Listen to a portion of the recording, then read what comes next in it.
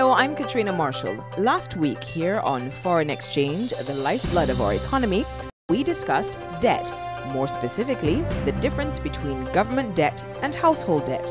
First, we established the definition of household debt versus government debt.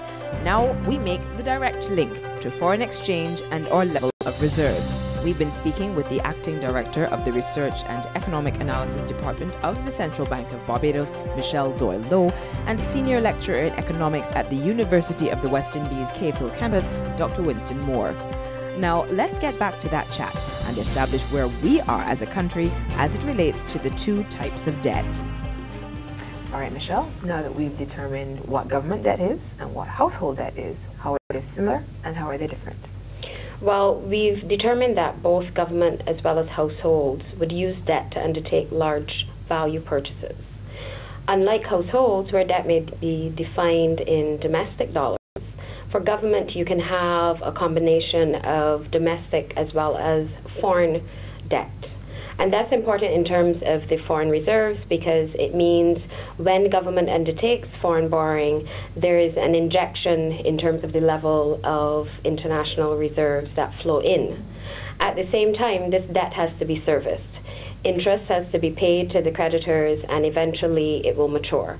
And that represents an outflow of foreign exchange. The other element to it relates to the fact that Barbados has a high import propensity. So we consume a lot, but a lot of that is imported. When households undertake to borrow more, it means that your consumer imports are likely to increase.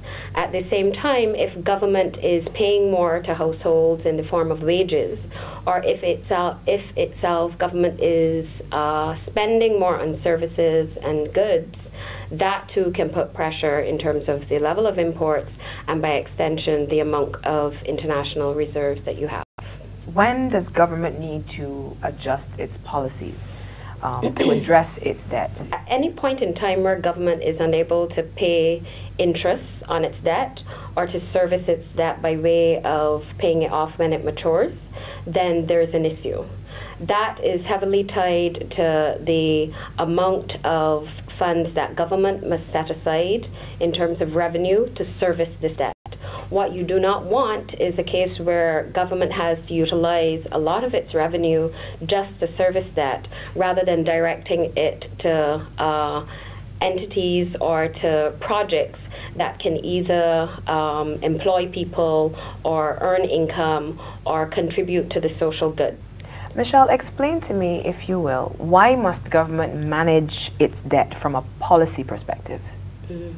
Well, if you think about it, the level of debt that government carries is really a product of its spending patterns and the level of revenue that it's earning.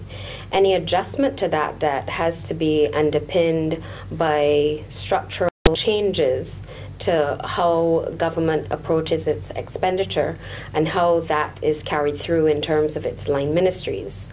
At the same time, it's important to focus on what type of debt government may want to undertake, to ensure that there is sufficient debt being directed to development projects and initiatives that will benefit the overall growth of the economy. That's critical versus debt that is just incurred to cover recurring expenses like wages and so forth. At the same time, there are different decisions that can be made with respect to debt, whether to have short-term debt or long-term debt, short-term being like your treasury bills, whether to have domestic versus foreign debt and the implication of that, or even whether to have debt across different currencies versus just in US dollars. All of those decisions carry related risks that must be assessed in terms of government's overall approach to its debt management. If we've gotten ourselves into debt, surely there are ways of getting ourselves out of it. So what are our options? Well, Katrina, all debt is not bad. At the Say end that of the again. day, no, I'm being very serious. At the end of the day, government needs debt in order to operate. It is not possible for debt to be paid off completely, where you have all individuals and all companies that hold government securities saying, I would like back my money now, one day. It's not feasible. right? What's important, though, is that government manages its debt in such a way that it ensures that interest is paid on time, that it is considered in terms of the risks related to that debt, so that investors are confident enough to continue purchasing that debt. And that allows government to have access to the financing it needs at any point in time. Where are we as a country as it relates to the two types of debt, household debt and government debt? Well, specific to government debt, we tend to look at the government debt to GDP ratio, which gives you a sense of government's capacity to service its debt, given the types of resources available in the economy. For Barbados, we've been able to achieve a debt to GDP ratio of 79%, and that is taking account of the holdings of debt by the NAS and is consistent with the IMF recent convention on calculating debt. That being said, it represents an increase since the onset of the crisis. The reality is that since that time, government has had a decline in its revenue, and in terms of the expenditure, even though we've seen some improvement over time, there has been increased issuance of debt. Oh, that Michelle has given us such a great explanation as to the importance of government debt and domestic debt. Where are we specifically as a country as it relates to the two types of debt? What is the state of play? Okay, if you first look at household debt, the most recent estimate of household debt in Barbados is about $4.5 billion. Now, there's a couple of things I would like to mention here about that figure. Capturing or measuring household debt is very difficult. You're talking about the liabilities of every single individual in Barbados. So for example, if you're trying to see how much a particular individual owes at any particular point in time, it's going to be a very difficult thing. So it's very difficult to measure household debt. But the best guess that we have so far, and I would say it is a conservative estimate, is about $4.5 billion. To give that figure some context, that would translate to about 60% of GDP. For a number of countries around the world, their household debt to GDP ratio is significantly higher. Some countries have household debt ratios to GDP of about 120% of GDP. We don't want household debt to get too large because it basically has a significant impact on our foreign exchange reserves. Winston, how does debt impact on our foreign exchange reserves? Right. There's a very close relationship between debt and the foreign exchange reserves, and that is particularly due to the structure of most small open economies. The estimate is about 70 to 80% of every single dollar that we spend is spent on imported goods and services. So for example, if I purchase a new car, that is imported from Japan or some other East Asian country.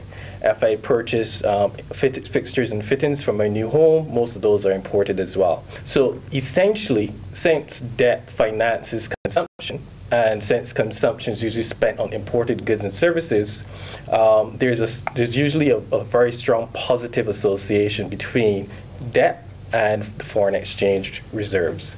Essentially, if there is increase in debt, which means increase in consumption, you should see some fall in the foreign exchange reserves. Okay, Michelle, regarding the fiscal deficit, can you just remind us how debt affects this aspect of our economy? Okay. When we refer to the fiscal balance, all we're talking about is the difference between revenue and expenditure. That being said, in an instance where the level of expenditure is in excess of revenue, that's where we have a fiscal deficit.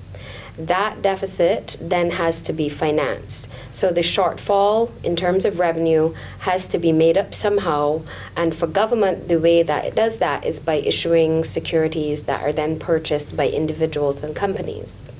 Once that deficit is financed, that means that the overall level of debt outstanding increases to reflect that amount of debt or securities that are issued.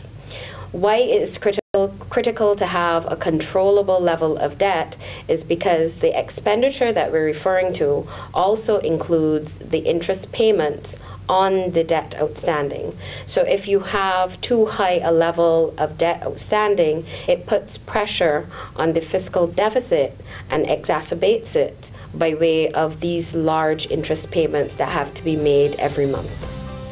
Well, that's it for another edition of Foreign Exchange, the lifeblood of our economy. I'm Katrina Marshall. Join us next week when we look at how you, the individual, can contribute to economic stability. Until next time, for Foreign Exchange, the lifeblood of our economy, I'm Katrina Marshall.